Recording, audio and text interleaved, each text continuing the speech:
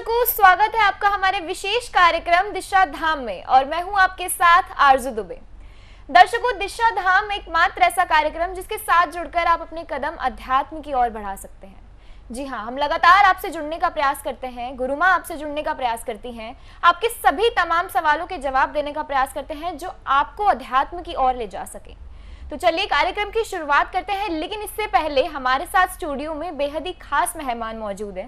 तो आइए मिलकर स्वागत करते हैं गुरु माँ तपेश्वरी नंदा जी का। गुरु माँ, बहुत बहुत स्वागत है आपका, नमस्कार। तो चलिए कार्यक्रम की शुरुआत करते हैं कुछ प्रश्नों के साथ। गुरु माँ, आज का जो विषय है वो बेहद ही खास है। आज हम बात करेंगे कारोबार को लेकर। मनुष्य के जीवन में काफी समस्याएं होती हैं जिससे वो निजात पाना चाहता है, लेकिन कहते हैं कि मनुष्य की इच्छाएं बहुत ज्यादा होती हैं जिनसे वो संतुष्ट नहीं हो पाता है। तो उन संतुष्टि के लिए हम क्या कर सकते हैं? देखिए आरजू जी, जो आपने कही कि मनुष्य की इच्छाएं बहुत होती हैं जिनसे वो संतुष्ट नहीं हो पाता। कारण तो हमारे दुखों का यही है कि हमारी इच्छाएं बहुत हैं। यदि हमने अपनी इच्छाओं पे कंट्रोल करना सीख लिया तो हम जीवन में सुखी हो सकते हैं। ये बात मैं नहीं कह रही हूँ, हमेशा संत लोग भी कहते आए हैं और युगों युगों से चलता रहा है। अगर हम भगवान राम की भी बात करें तो भगवान राम के जीवन में भी कोई थोड़े कष्ट नहीं थे। भगवान श्री कृष्ण की भी अगर हम बात करते हैं तो उनके जीवन में भी कष्ट कम नहीं थे, लेकिन हम उनकी तरफ ना देख के अपने जीवन को देखते हैं। यदि हम अपने भगवानों को ये देखने लग जाएं तो हमें अपना जीवन बहुत ही अच्छा लगेगा। हम उनसे अगर अपने जीवन की तुलना करते हैं तो हम जीवन में संतुष्ट हो सकते हैं। पहले तो हमारा संतुष्टि का यही कारण है कि हम जब दूसरों को देखते हैं जी, दूसरों से अपनी तुलना करते हैं तो अपने दुख हमें कम लगते हैं। तो हम संसारी लोगों से तुलना क्यों करें? हम अपने परमात्मा से तुलना क्यों नहीं करते? परमात्मा से तुलना करेंगे तो एक तो उनसे जब हम तुलना करते हैं तो हमें दिखता है कि जब हमारे भगवान जिन्होंने सृष्टि रच दी, जो ये इस संसार को चला रहे हैं, जो हमारे अंदर श्वास की क्रिया दे रहे हैं, जिससे हमारा शरीर चलता है, जो हमें दिखाई भी नहीं देता कि किस तरह हमारा शरीर चल रहा है, किस तरह हमारे कार्य बन रहे हैं, किस तरह हमारे आपसी संबंध बने हुए हैं, किस तरह हम संसार में सुखों को भोगते हुए अंत में मृत्यु को प्राप्त कर मोक्ष की प्राप्ति करते हैं। तो ये सब किसके कारण हो रहा है? परमात्मा के। यदि हम उनसे अपनी तुलना करते हैं तो हमें अपना जीवन बहुत ही संतुष्ट दिखाई देता है। हम जीवन में संतुष्ट होने लगते हैं। यदि हम संसारी लोगों की तुलना करेंगे तो ये तुलना कभी समाप्त नहीं होगी, क्योंकि यहाँ तो अब जो कलयुग आता जा रहा है, यह सब जो है आगे बढ़ने के लिए पता नहीं क्या क्या करते हैं। लेकिन अगर हम कर्मों की बात करें तो कर्मों से हम अपने जो हमने इस जीवन में पाया है, जो हम पिछले कर्मों से लेके आए हैं, जो हमें इस जीवन में मिलना था, उन सबको भी खो देते हैं। भगवान राम ने क्या क्या खोया, कैसे कैसे अपने ही माता के द्वारा वनवास को काटा। आज अगर किसी के माँ बाप बच्चों को अगर हॉस्टल में डालने की भी बात कर देते हैं तो बच्चों को भी बुरा लगता है, बल्कि पड़ोसी भी कह देते हैं अपना एक बच्चा वो भी नहीं अच्छा लगता कि अपने साथ रहे जी।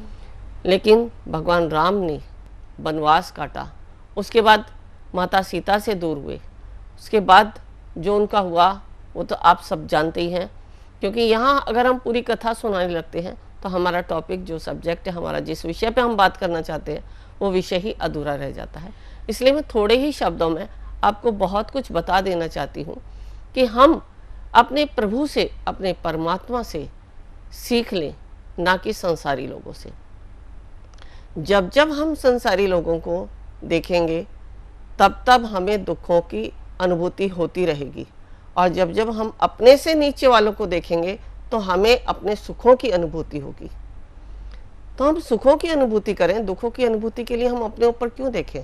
क्योंकि जितना ऊपर देखते हैं उतना विशाल आकाश दिखेगा, और जितना नीचे देखते हैं तो जमीन हमें उतनी ही दिखती है जितनी हमारे पैरों के नीचे है। तो हम पैरों के नीचे दिखें ताकि हम उस पर खड़े हुए विराट रूप में दिखें। हमें लगे कि हम ही सर्वश्रेष्ठ हैं, हम ही सबसे उत्तम हैं, क्योंकि जिस दिन ये भाव आपके अंदर आ गया, आप ऊंचाइयों को अपने आप छूने लगते हैं। अब ये तो हुआ हमारी सोच के ऊपर, विचारों के ऊपर। लेकिन फिर भी अगर कोई व्यक्ति होता है कि नहीं अपने ऊपर कंट्रोल कर पाता, उसके विचार फिर भी नहीं रुकते, उसको फिर भी एक जीवन में होड़ लगी होती है कि नहीं, मुझे सबसे आगे जाना है, मुझे सबसे अधिक धन कमाना है, मुझे सबसे अधिक नाम कमाना है, तो ये सिर्फ कहने मात्र से नहीं होता, दूसरों को देख कर नहीं होता, ये अपने कर्म से होता है, ये अपने भाग्य से होता है। अगर आपका भाग्य साथ दे रहा है, आप कर्म नहीं करेंगे तो भी वो भाग्य किसी काम का नहीं है। आप कर्म करते हैं, अगर भाग्य नहीं है तो भी वो आप ऊंचाइयों को नहीं प्राप्त कर पाते। तो मन में जो है इस विषय को लेके, यानी हम आगे क्यों नहीं बढ़ रहे हैं, हमारे मन में एक विचार बनता चला जाता है जो हमें अंदर ही अंदर दुखी करता है, और वही हमारे शरीर को भी डैमेज कर देता है और हमारे अंदर तनाव की स्थिति को ला देता है। जैसे ही आपके अंदर तनाव आता है तो आप जो है बहुत कुछ खो देते हैं जीवन में। ना तो आप एक दूसरे से व्यवहार अच्छा करते हैं, ना ही अपने कारोबार पर ध्यान दे पाते हैं, ना ही अपने आसपास के जो आपका परिवार है उन्हें अच्छे से संभाल पाते हैं। तो मेरा यहाँ कहने का मतलब यही है कि हम ज़्यादा ऊंचाइयों को ना देखते हुए जो कुछ भी हमें मिला है उसी में संतुष्ट रहें। तो ये संतुष्टि हमें अपने आप से मिलती है, दूसरों से नहीं मिलती। और इसके लिए अगर मैं बताऊं कि हमें करना क्या है, अगर मैं अध्यात्म की बात करती हूँ, देखिए वैसे तो अध्यात्म में भी बहुत जिज्ञासाएं होती है। अध्यात्म में भी आपका यही रहता है कि मेरे को बहुत आगे जाना है, मुझे बहुत आगे पहुँचना है, तो इसके लिए भी आपकी इच्छाओं की कभी पूर्ति नहीं होती। यानी इच्छाओं की हमारी कभी पूर्ति होती ही नहीं, चाहे आध्यात्मिक क्षेत्र हो चाहे हमारा सांसारिक क्षेत्र हो। तो कहने का मतलब है कि हमें जो मिला है अगर हम उसी में संतुष्ट हैं तो हम आगे बढ़ते हैं। ये मेरा अपना खुद का अनुभव, मैं हमेशा यही बात कहती हूँ कि मेरा अपना अनुभव है, क्योंकि आज अगर मैं आपको कुछ बता रही हूँ, जब तक मैंने खुद से उसको अपने अनुभूति में नहीं लिया तब तक मैं कुछ नहीं बता सकती। दूसरे की अनुभूति को मैं क्या जानूँ कि उसने कैसे प्राप्त किया है। हाँ, मैं अपनी अनुभूति से आपको बताती हूँ कि मैंने ऐसे ऐसे मोड़ देखे हैं जीवन में कि शायद अगर कोई और होता तो यही कहता कि अध्यात्म में होने के बावजूद भी ऐसे मोड़ पे कैसे चले, इस तरह की स्थितियां कैसे उत्पन्न हुई। लेकिन मैं निर्विचार रही, सिर्फ और सिर्फ परमात्मा पे विश्वास किया। उसी परमात्मा ने आगे बढ़ा दिया, और ये नहीं मालूम कि मैं उन दुखों से या उन समस्याओं से कैसे बाहर निकल जाती हूँ, और कैसे भगवान मुझे फूल की तरह ऊपर उठा लेते हैं और मुझे जो है सबसे ऊंचाई पे लाके बैठा देते हैं। तो यहाँ मैं आपको 2 लाइनों में आपको समझा देती हूँ। बहुतों से क्या क्या ना मांगा, बस अब ना मांग किसी से, फैला ले अपनी झोली अब मांग उसी से। तो ये हम जिससे भी मांग रहे हैं वो सब परमात्मा की ही ऊर्जा है। यदि हम उससे मांगते हैं तो हमारा जीवन संतुष्ट हो जाता है। यदि हम संसारी लोगों से इच्छाएं की पूर्ति करने के लिए एक दूसरे के प्रति देखते हैं कि ये हमारी इच्छाओं की पूर्ति करेगा, तो वह जीवन में कभी भी नहीं होती। लेकिन जब हम उससे मांगते हैं तो हमें अपने आप ही स्वतः ही ऐसे लोगों से मिला देता है, स्वतः ही हमारे दिमाग में, मस्तिष्क में ऐसे डिसीजन ला देता है कि हम सुख की अनुभूति का अनुभव भी नहीं कर पाते कि हमें इतना सुख कहाँ से आ गया। क्योंकि जो सूक्ष्म रूप में मिलता है वो कभी दिखाई नहीं देता, और जो मांग के लेते हो वो दिखता है। और मांग के लेने में क्योंकि याचक बनते हो, याचक तो हमें बनना ही नहीं है, हमें तो सिर्फ परमात्मा का याचक बनना है। जब जब हम परमात्मा के याचक बनते हैं तो हमारी समस्त इच्छाओं की पूर्ति होती है।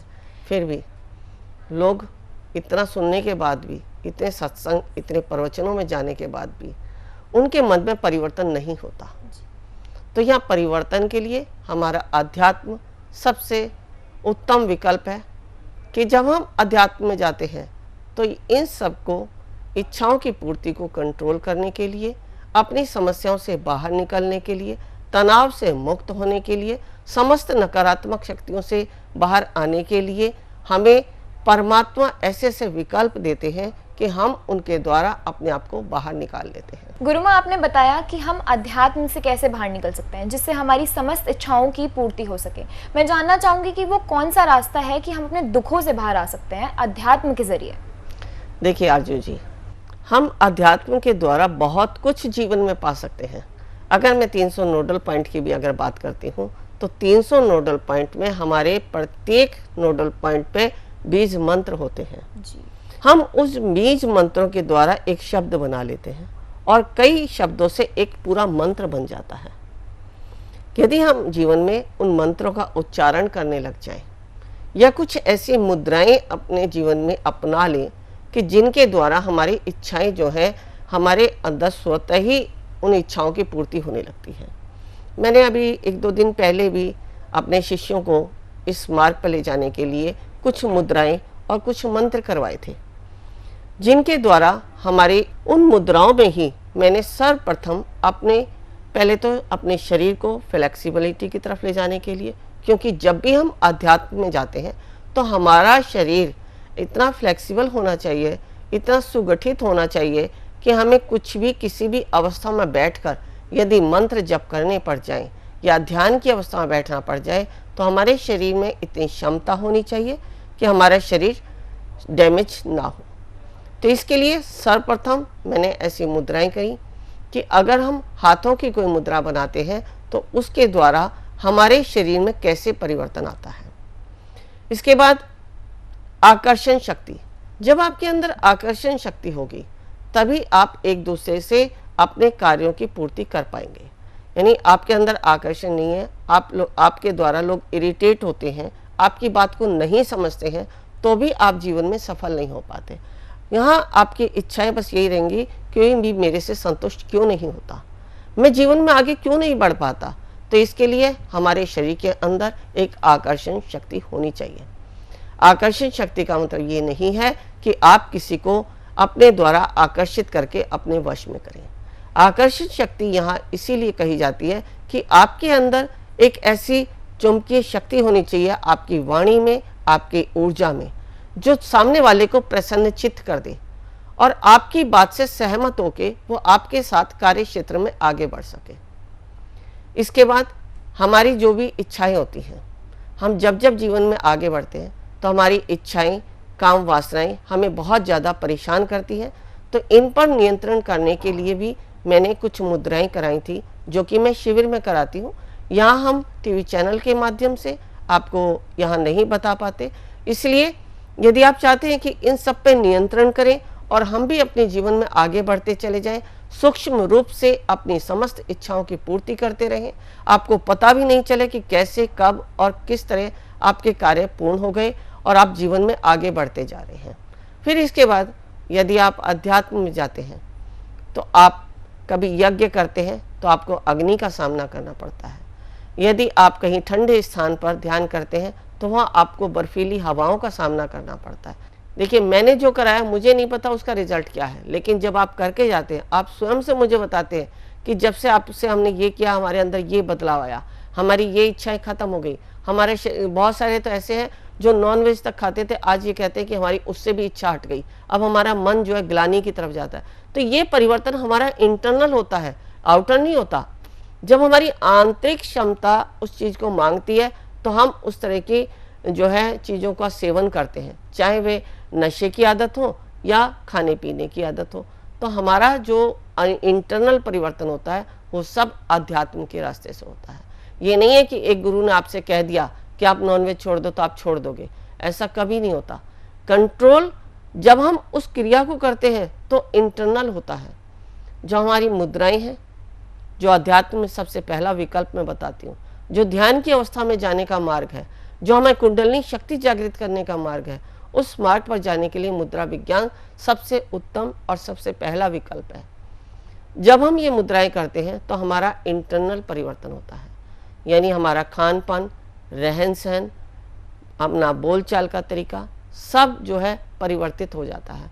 और जैसे ये परिवर्तित होता है हम ऊर्जान्वित हो जाते हैं तो हम अध्यात्म के आगे मार्ग पर चलने के लिए सक्षम हो जाते हैं। तो इस प्रकार हम अध्यात्म के मार्ग से अपने आप को, इच्छाओं को रोककर जीवन में आगे बढ़ते हैं। देखिए, इच्छाएं उत्पन्न करना गलत नहीं है, क्योंकि जब इच्छाएं होंगी तभी तो सपने देखते हैं, तभी तो हम जीवन में आगे बढ़ते हैं।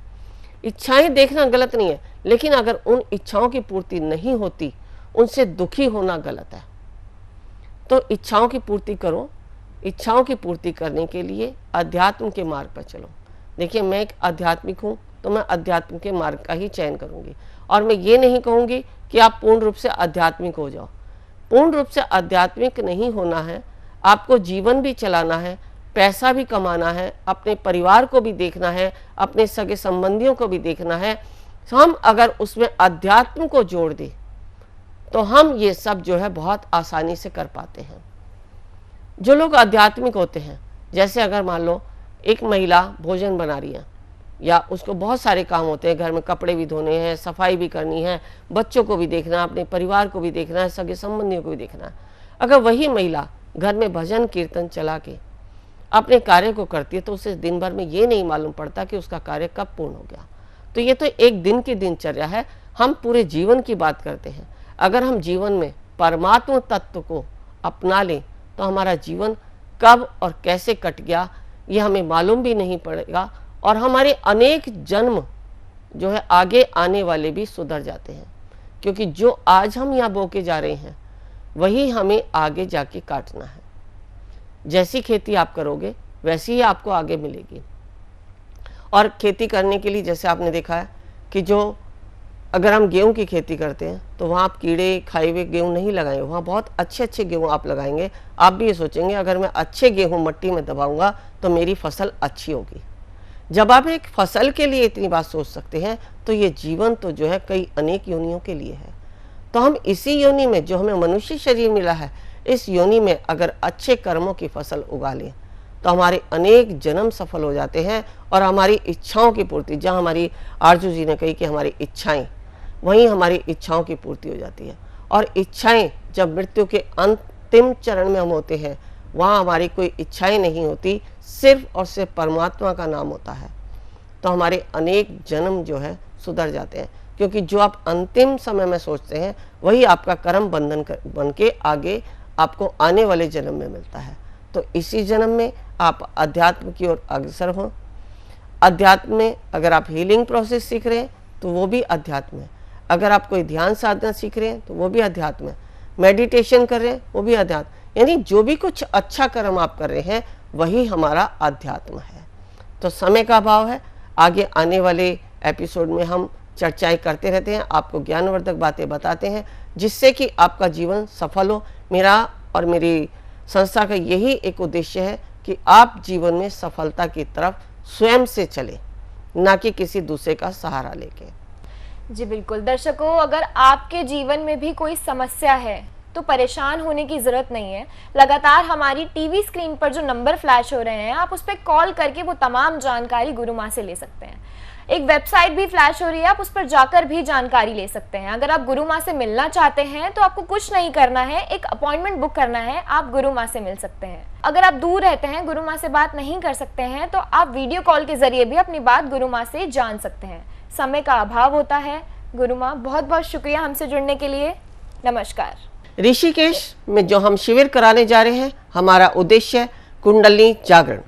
कुंडलिनी जागरण के लिए आवश्यक है ओम को सिद्ध करना, नागपाश खोलना, विचारों से शून्य होना, समर्पण भाव आना, शरीर में बैठने की क्षमता होना, तभी आप प्राप्त कर सकते हैं कुंडलिनी शक्ति को। यदि आप भी चाहते हैं कुंडलिनी शक्ति को पाना तो अवश्य आए हमारे इस शिविर में। गुरु माँ तपेश्वरी जी बढ़ाए एक कदम अध्यात्म की ओर और पाएं स्वस्थ शरीर, संपन्नता व एकाग्रता। गुरु माँ के द्वारा 108 प्रकार की दीक्षाएं प्रदान की जाती हैं, जिन्हें लेकर आप अपने जीवन को सुखों से भर सकते हैं। आप गुरु माँ से ध्यान व उपचार पद्धतियां सीख सकते हैं, जैसे मुद्रा विज्ञान, साधना से सिद्धियों की ओर, तत्व ज्ञान, लामा फेरा, तनाव, डिप्रेशन, पागलपन, नजर दोष, टोने टोटके में अत्यंत प्रभावी, योग माया, रोगी को रोग मुक्त करना, हुंकार विद हलीम बौद्धिक, विकास एवं लक्ष्य प्राप्ति हेतु, टिंटी सर्कल, एकाग्रता बढ़ाने के लिए। हमारा पता है गुरु माँ Tapeshwari ji Ashram, Dishadham, near Delhi Singhu border, pin code 131028।